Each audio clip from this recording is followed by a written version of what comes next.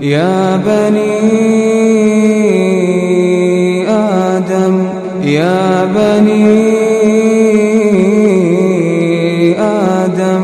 لا يفتننكم الشيطان كما أخرج أبويكم من الجنة ينزع عنهما لباسهما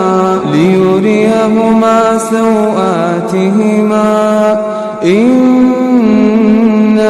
يراكم هو وقبيله من حيث لا ترونهم إنا جعلنا الشياطين أولياء